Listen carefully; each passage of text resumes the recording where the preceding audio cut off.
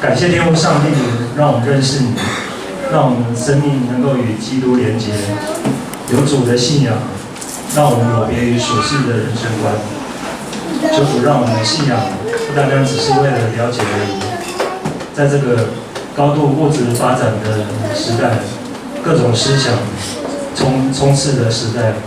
更显出你道理的宝贵。求主让我们面对生活、工作与人的关系上面，都能帮助我们有正确的想法和选择。我们不用这世界的标准来论断一切，也不被世界的标准来自我捆绑。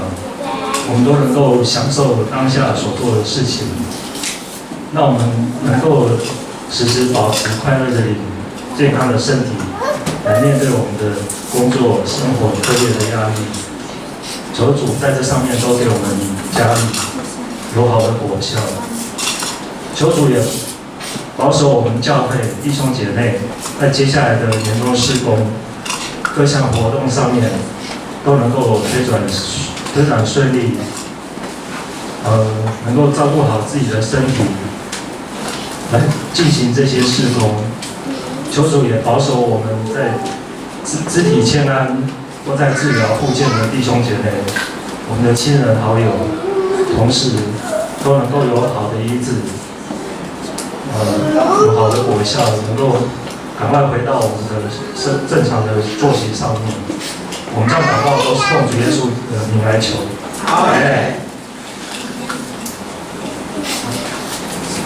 接下来是我们要查考的圣经。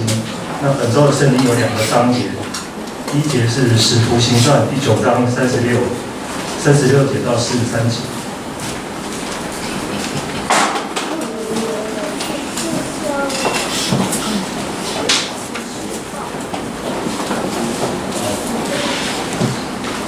在约帕有一个女徒，名叫大比大，翻希腊的话就是多加。她广行善事，多施周济。当时她患病而死，有人把她洗了，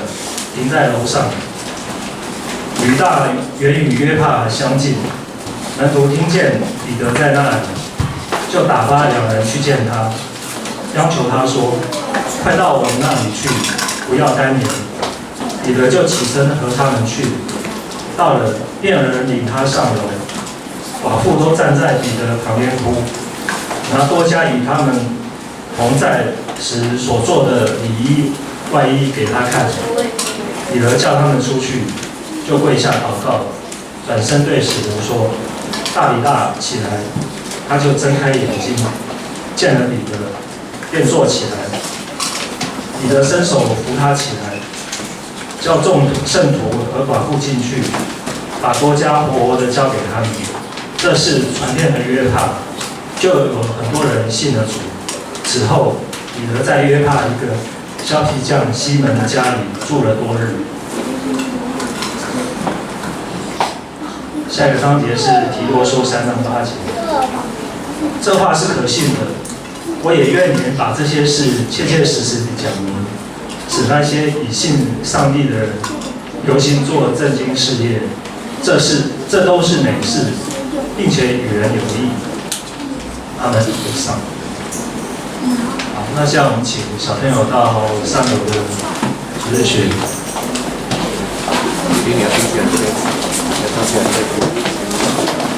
那陈牧师今天要证道的题目是我先。让爸爸陪我去。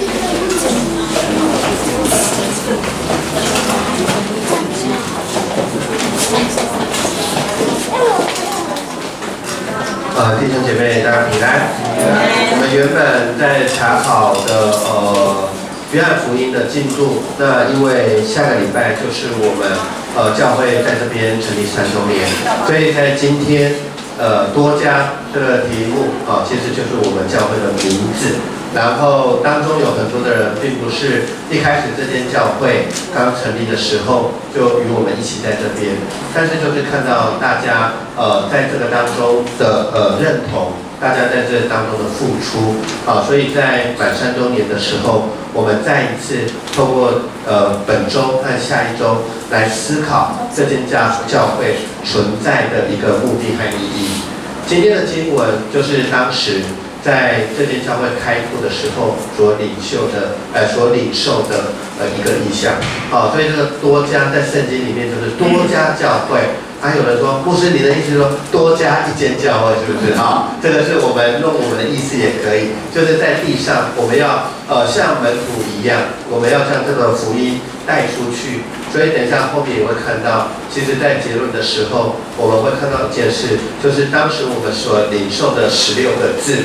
就是我们要走出教会，进入社区，领受恩典，分享祝福。我们就从今天这个多加大比大他的这个故事来了解我们的教会。好，我们来看一下大比大多加是谁。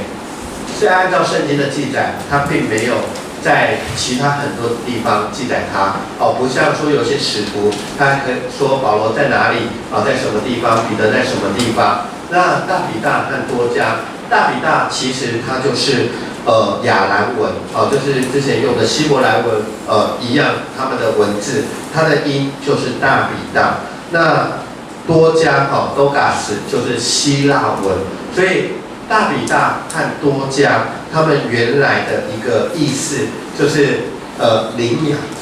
养，所以这个名字的意思就是领养。好，那一般来讲，小孩子出生，我们给他取名字。在以色列人他的这个民族的当中，每一个名字都代表着意思。有的是看到小孩子出生以后，觉得这个小孩子哇，那个活泼好动，所以叫做领养。有的是什么期待和希望，看以后是这个样子。所以除了原先一个期待或者一个看到孩子样子取的名字，我们也看到名字的意义。在旧约的当中，雅各被神的使者改名叫什么？以色列。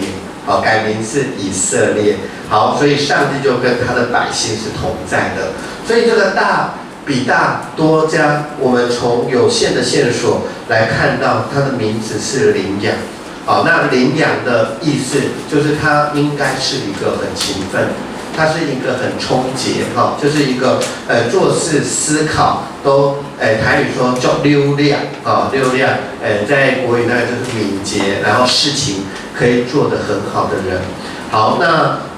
这时候我们看那时候他居住的地方就是圣经里面的是约帕约帕它其实就是犹太地区一个很重要的一个海港。那个海港就会有很多的商业的活动那在这个商业的活动的当中离耶路撒冷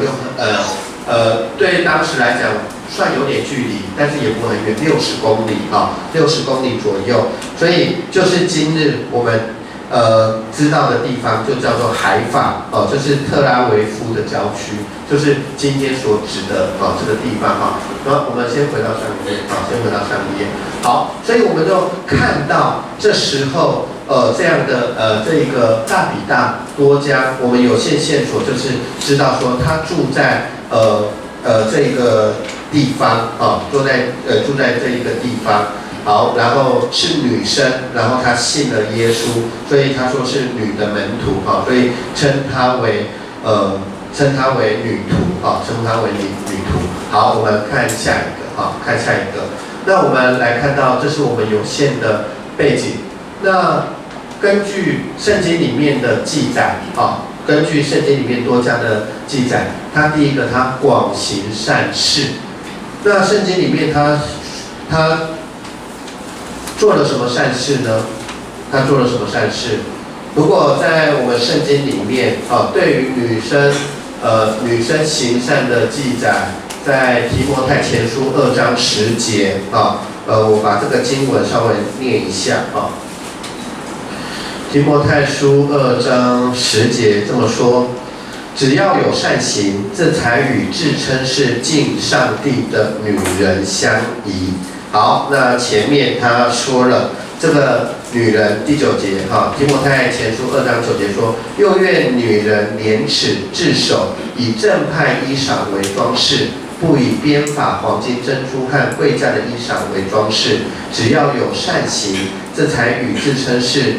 敬上帝的女人相宜。所以我们就知道说，她被称为是广行善事的当中呢，她在这个里面，她一定有符合当时对于一个门徒的一个要求。那她广行善事，我们就要到后面来看什么呢？我们看就是我们后来看到她过世嘛，那彼得。第39节，彼得就起身和他们同去，到了便有人领他上楼，众寡妇都站在彼得的旁边哭，拿多加与他们同在时所做的里衣外衣给他看。这就是我们的线索，就是他那时候我们可以看到他多行周济，多行周济就是跟他生活上息息相关的人。通常我们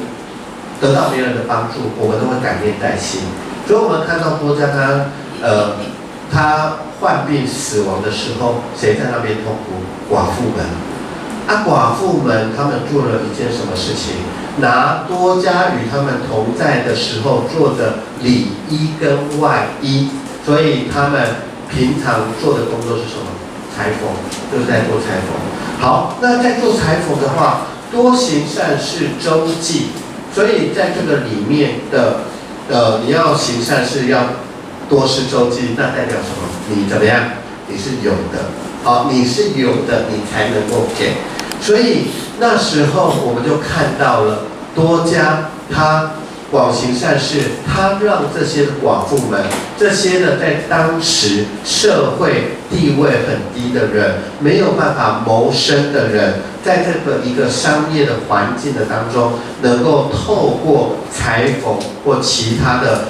一个技能，能够在那边生活下去。所以可能刚开始需要的材料，或许需要的一些的通路，或许需要的一些帮助，就是多加在这边为了这些的人张罗。所以当他过世的时候，这些众寡妇们他们顿失了依靠。所以我们可以看到在这里广行善事，多行周济，就是多加帮助了当时住在约帕的这些的寡妇，并且让他们有裁缝这样的技艺，能够让他们自力更生，能够生活得下去。这真是一个好人。可是我们看到多加遇到了什么事情？他圣经的记载你看36节就介绍说，约帕一个女徒名叫大比大，凡希利尼话就是希腊文就是多加，她广行善事，多施周济。36节讲完，37节马上，当时她患病而死，有人把她洗了，停在楼上，所以我们就知道说她生病了，而且是过世了。我们常常在台湾，在很多的时候，我们都期待希望一件事或者我们常常看到人在做好事，我们因为受到我们社会的就是传统文化影响，我们都说一句话：哎呀，你好心会有好报好心会有好报。可是针对好心会有好报，那我们也常常听到另外一句话：好人不长命。那另外一句话更狠，祸害1000年。那你要当好人，还是你要祸害？其实好人不长命和祸害1000年，它所代表的意思，它并不是说这个是一个定律，而是在那边感慨说，为什么那么好的人，他不多为这个社会多做一些贡献？为什么那个坏事做绝的人，他的生命好像台湾说提供杯我们说上帝怎么还继续留他的生命呢？所以这是神所预定的吗？神不喜悦多加所做的这个事情吗？在这4、5年在南坎地区牧师之前在观音那边，然后从2010年的4月1号，其实从2月份开始就过来所以4月1号，那到这边也5年5年多的时候，在这里我有遇到2件事情，一件事情是灵粮堂的一个师母夏师母有没有在座有人知道她的灵粮堂的夏师母？另外一个就是黄教授的太太，叫什么名？就是那个他开那个咖啡厅的那个王正教授那个，对，他们一个是在教会就是这样无私的工作者，那另外一个把自己的店就像这个咖啡，那个叫什么园去了，我忘记了，爱妃园，对，爱妃园，在那里有许多的人，包含现在新兴国小彩虹团队的团长，以及他们那一群，都是那时候因为在那一边接触这个信仰，以至于受洗。我们不了解为什么夏师母以及爱妃园这一个黄教授的太太，以及现在在林口有一个斐山师母，也是我们彩虹团队师母，也已经癌末在那边化疗，他年纪跟我们差不多而已。我们看到这些事的时候，是神预定，是神不喜悦做这些事吗？在昨天晚上在跟青少年分享的时候，我让他们看了一个人的故事，就是谢志谋老师。我们有的人叫他小谋老师。那他16岁的时候就带领了200多个弟兄不是教会的弟兄兄弟，我讲错了，在外面砍杀，他就是混manga在那边。然后呢，那时候他从那时候就是他一个很深的一个记忆，他就说他在那个警察局里面，因为他在警察里面他就被刑求。刑求以后出来，但是那时候没有专车那个可能我不知道是不是那时候的一个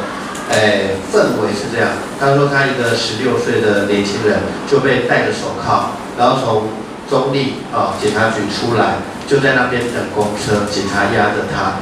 然后他戴着手铐，然后上车，然后要去法院开庭，然后在开庭的当中的时候，他一路上人家看到他就说吸音唔加音就一直骂他，所以他立志从那时候他交互保护管束也有管训，然后从他19岁一直到16岁一直到29岁，就是那一段完了以后，他发誓要做一件事情，就是不要让人家看不起他，然后他真的做到了那他在保护管束的时候，他还考到哪里？他还考到成功高中然后就去读书，然后他就一路上就让很多人肯定他。29岁发生了一件事，就是他的未婚妻，然后最后决定不跟他结婚，他就去自杀。所以他有从不好的状况到好，到他一生当中，他说我不要让人家看不起，他也追求朝着自己目标的时候，但是在29岁那一刻那个时候，他又受到这个打击之后，然后他就自杀。之后他认识了主之后，然后上帝就改变他的一生，让他在他的生命的当中，为的是不是只有自己，乃是看看我能够做什么。所以在这个当下，当他开始要做这些事情的时候，他就发现一件事，他以前他就是过去的经验帮助这些孩子，然后带他们去爬山让他体力很好那这些孩子都跟不上。他说他直接讲到你这傲笑嘞可以来下拜。可是之后他患病之后，他的心跳不能超过140下那随时要带着那个血氧滴剂，就是不足的时候马上要补充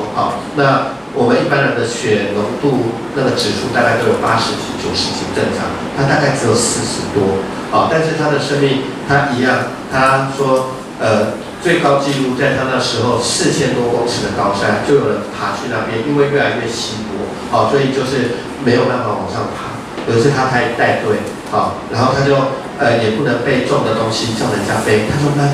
慢的，但是他完成挑战，那一次的3、4、600、6500公尺，爬到4300、4400，学生好兴奋、好高兴，跟他照相。4600、4700跟他照相，到5000再跟他照相，然后他生气，他不照了。他说：“你们是不是觉得老师随时会挂掉？好，这个可能是最后一张照片。”但是在他生命的分享的当中，当在四川大地震的时候，他去那边服务了3年。之后他带着学生就去海外，去第3世界做服务。他不是带高中生、大学生这些，他连国中生、国小生都带去。然后他很激励这些年轻人，他说：“人家说你们是草莓一族，我认为不是。他说我认为台湾的孩子可以走上世界，你们不是草莓一族，只有草莓的爸爸、草莓的妈妈把你们当草莓养，哎，这不要碰，那不要碰，然后慢慢的你们就变成草莓的小孩。所以讲到这里的时候，我在这边我要讲的意思就是说，我们可能会觉得我们一生当中是不是神喜悦我们做什么，不喜悦我们做什么，并不是，乃是我们不知道生命的长短的时候，如何在跟神的交通、跟他联络的当中，我们可以成为一个活死人，而不是死活人。为什么这样讲？死活人就是你活了一辈子，就是吃喝拉撒睡，死的时候什么也没办法带走，然后就归于尘土，一切都没有。这个叫做活死人。什么叫死活人？就是你死了之后，但是一讲到你的名字，一提到你所做的事情，总是能够激励人的生命，总是能够让人愿意将你所做的事情继续的做下去，继续的这种的爱传扬在这个世上。所以在多加的身上，神要让他遇到疾病吗？神不喜欢他所做的事情吗？许许多多的信徒在信仰的当中，是用自己得到多少的东西来成为不相信神的一个判断。所以很多的时候，我再讲一次，我讲过很多次，把神当作我们的细汉的小弟。神，你今天不照我这样做，没关系，我就不认你这个神，那我去看哪一个神比较听我的话，我就去信哪一个神。这句话基本上你想一想，这句话是绝对有问题的。好，所以我们看到多加遭遇这件事之后，他旁边的人做了什么事情？就好像就说，如果我们当中弟兄姐妹有一个广行善事的人，或者他所做的事情是我们看起来是合神心意，那神所要他做的，但是他遇到了，在这里多加遇到是他生命丧失了，可能有人做这个事情的时候，他需要协助，他需要帮助，可能是力量上面的，可能是经济资源上面的。彼得这时候做了什么事情？然后他听到这个事情的时候，38节说，快到我们那里去，不要单言。那这里指的没有彼得说你等我，彼得就起身与他们同去。所以他立即的迫切了回应。然后彼得所做的就是祷告，然后求神迹的同在。牧师讲过好几次，在还没有遇到复活的主，约翰福音20章、21章所记载的，他回去了他原来的地方打鱼，他根本在3次不认主之后，他灰心，他对自己没有信心，他认为自己是耶稣的大弟子。耶稣说他会3次不认他，他还不承认，可是果然这样发生，所以他就回到他原来的地方，而且他还把一些人说你们跟我去好了，跟我去。所以在这个状况之中，当他遇到复活的主，跟他说了上3次，彼得，你爱我吗？喂养我的羊。将这样的使命交托给他之后，我们在今天看到使徒行传第9章这里的记载之前，彼得做了什么事？他在这里做的是跟耶稣一样死人复活。那我说过，他在美门做的那件事，讲的那句话，金和银我都没有，只有拿撒勒人耶稣的名叫你起来行走。在这时候，他的信心更大，他知道多加大比大他所做的事情，所以40节，彼得叫他们都出去，就跪下祷告，转身对着死人说：“大比大，起来！”他就睁开眼睛，看了彼得，见了彼得，便坐起来。好，然后彼得伸手扶他起来，叫众圣徒和寡妇进去，把多加活活的交给他们。把多加活活的交给他们。所以前面我们看到第一点，多加所做的事情第一点、第二点是他领受上帝的使命，然后在他生命的当中遇到起承转合，就是那个转，那个可能死因幽谷这种际遇的时候，就是所遇到的这个事情的时候，那他们怎么面对？多加在这里看到多加是死了如果他今天生病是不是有另外一个记载？我不知道，但是我自己的印象是我自己的经验是2007年的时候，大家都知道我分享过我的故事。我自己的姑姑就是带我信主的就是信仰上面的妈妈，她得了乳癌第2期到第3期的中间，然后医生说要做6次的化疗，做到在化疗当中第1次、第2次的时候，因为那个化疗很难过，很辛苦，然后我就很难过然后我就下去看她，然后那时候我的姑姑她是以前我读神学院，我是学长，她是学妹，她比我晚去读所以在学校里面大家都叫她姑姑学妹姑姑跟着我叫学妹是她在学校，大家都叫她姑姑学妹。所以我很难过的时候，我要下去。那2007年那时候我刚好封过了，然后我心里就想了很多，我现在是一个牧师我还要回去用上帝的话安慰她然后他那时候在化疗的当中，身体非常虚弱，然后头发也掉头发，所以他包着头巾。然后在床上的时候，那时候我记得我进去，里面有3、4个人都女生，有人在擦眼泪我认识一个是国语礼拜堂的金师母也在那边。可是我发现3、4个人在那边很难过我姑姑躺在床上，她是最喜乐的。然后她说我跟你讲，你们都不要担心，我都交代好了我那个老公他都不会照顾自己，我跟孩子交代说，如果我真的走了要帮他再娶一个照顾他然后我这个儿子我也都教他煮饭这些都这样。然后那时候他身体很虚弱我在那里要安慰的话讲不出来，没想到我姑姑这时候讲了句话，然后真的我要离开这个世间的话，我只跟上帝求3件事情，那就是见证、再见证。他希望他的生命不管在怎么样的境遇，任何一个时刻，他都能够将上帝要在他生命当中的光和热都能够发挥出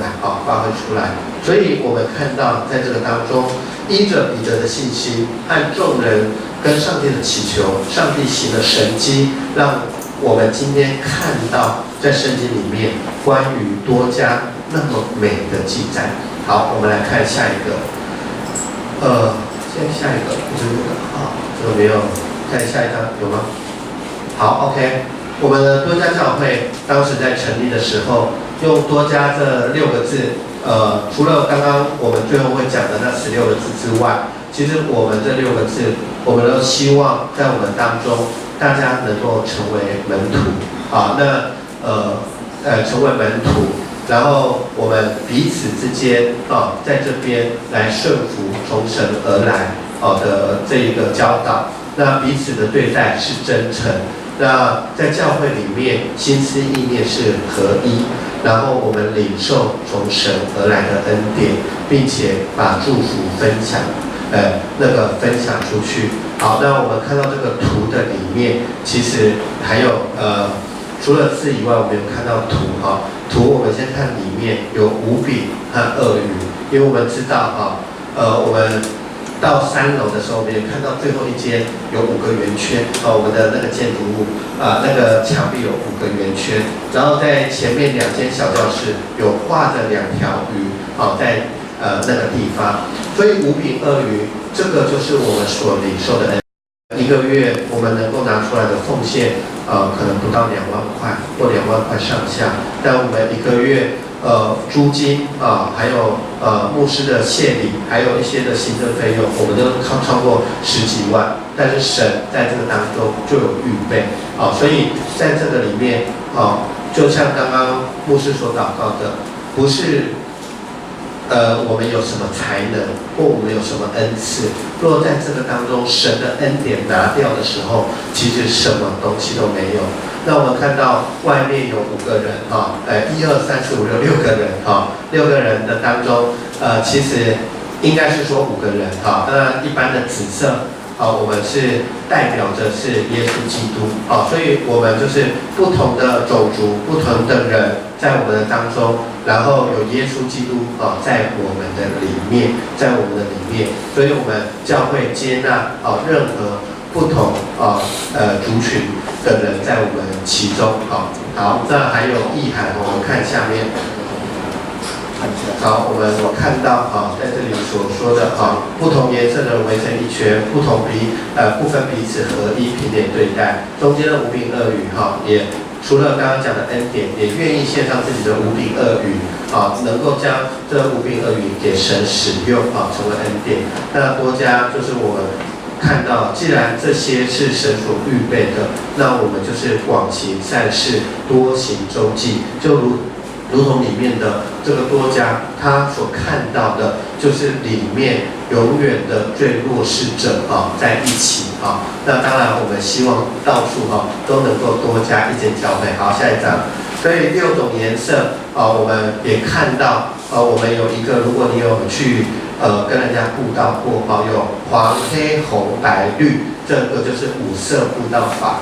金色代表天堂，黑色是罪，红色是宝血救赎，白色是新造的人，那绿色代表的是灵命的成长。那至于第6个颜色紫色，代表耶稣基督与我们同在。所以在这个当中OK， 到下来最后一个，我们就看到在我们这3年的当中，我们领受这样的意象我们也在神的面前将这个意象摆上。在这个3年来，我们在许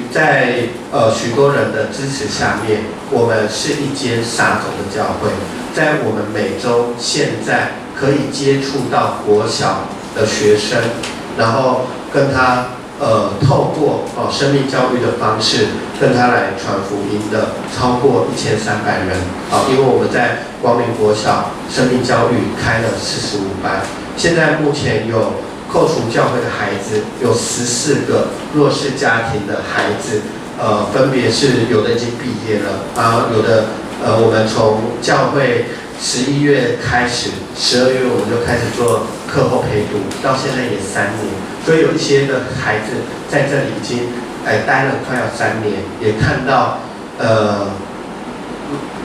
在你们眼里，如果没常常看到他们，会觉得他们调皮捣蛋。但是你那3年看下来，你会发现他们已经好很多，他们已经好很多。尤其今年的圣诞节，我们特别这些孩子在一般的当中，他们没有一些很多很成功的经验，所以我们在陪读班的当中，我们将这群孩子给他们一个任务，就是今年在圣诞剧要在他们国小演出的时候他们能够接受这样的一个挑战。能够在这里面来担任这些的圣诞剧的演员和角色，那他们也接受这样的一个挑战。所以在我们的教会，或许我们常常会看到许多的人带着许多的问题进入到教会的当中，但是圣经所记载的说，有病的人才需要医生，耶稣来为的是罪人，而不是那些义人。当然，我们希望有一些人来到教会的当中的时候，我们当然期待我们的人越多，然后我们的教会能够有更多的奉献的时候，我们可以做更多的事。当然，这是我们所期待。但是另外一方面，就是在教会应该要成为爱的记号以及祝福的出口的这件事的上面，我们也在神的面前看到他如何让我们领受，并且这样来做。在这几年的当中，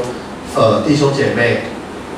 在教会里面因为我们周一到周五很多社区的这个事工的当中包含礼拜六现在礼拜六也是有。那弟兄姐妹在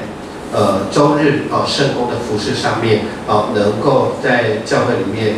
来帮忙服事，但是我们需要的是更多的装备，在更多的装备的时候，我们能够将这样的圣工做得更好。在中间的这些的社区志工的方面，请弟兄姐妹你们努力工作之余，就是为了这些社区的事工来带导，让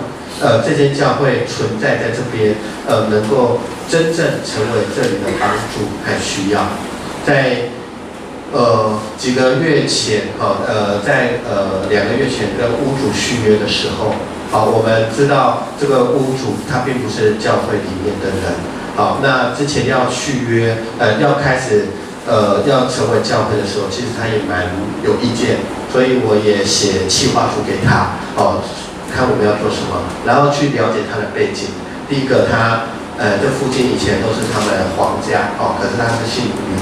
因为那时候还没有孩子，所以过继过来所以这一栋和另外一栋就是他们同一房的2个兄弟所有的。好，那附近的人有的说他脾气有点比较自己欣赏自己这样的，好像不是很好相处。可是在这个当中的时候，后来发现一件事情要续约的时候，或者在这个当中，他说不错啊，我有去问人家说这间教会在这里还不错，还蛮好的所以他因为我们后来知道说，他还蛮喜欢，就是说他这个事情能够得到街坊邻居的一个肯定就对了所以虽然在今年那我们在下个月初的时候会跟年度施工计划的时候会一起报告，虽然我们的房租各方面有调涨那比我们附近的还是便宜很多，但是在他的太太本来要1年1000，然后就说然后有很多的要求，可是他还是坚持说接着下来这3年还是愿意租给我们我们也跟神来摆上祷告我们相信在这新的3年的当中，神会开更让我们看到他更大恩典的同在。那我们所要做的，就是在所领受的使命上忠心的去做。所以走出教会，进入社区，领受从神而来的恩典，将这些的恩典分享祝福分享出去。我想这就是我们教会应该所做的。所以弟兄姐妹，我们就在多家教会里面，我们就常常的从这个经文的里面来思考上帝在我们教会以及我们家庭众人的使命，我们同心来祷告。亲爱的主，我们感谢你，因为在我们的生活的当中，看到许许多多的人，如同他们的见证，如同云彩一样围绕着我们，让我们在每一个时刻都能够看到，你如何在每一个世代使用教会，使用你的儿女，来让这个世界有一个改变的可能，让这个世界能够更有机会回到你原先创造的美好。感谢你在我们当中有些弟兄姐妹，他们从开始到现在都非常的尽心非常的付出，在教会的当中来看到你在他们身上的一个呼召，并且在教会的里面来彼此的服侍。我们也看到许多弟兄姐妹，或许他原本有他聚会的教会，但是他的距离很远，但是透过他就近聚会他也在这个地方开始向他的邻居他的亲友来传福音，让这个区域的人能够透过他们愿意在这里的委身，也能够有更多的机会接触福音。我们看到许许多多来到教会之前还不认识你的弟兄姐妹，就如同圣经所记载的，那在后的要在前，他们就努力在你的面前来忠心顺服的来做各样的事情让他们的生命当中也渐渐的发光发热。主啊，就求你继续让他们有这样的热忱，并且在他们的信仰根基的建造上面能够更加的稳固。主，谢谢你带领我们的教会在这边成长茁壮3年。我们在这里，我们不但要将我们的根伸到下面，我们也开始在这个地方要来生根，要来跟这个社区合而为一，让我们的教会能够让社区觉得不能缺少我们，不能缺少我们。主，愿你的旨意行在地上，如同行在天上。愿这间教会能够荣耀你的名。祷告奉耶稣基督圣名，阿们。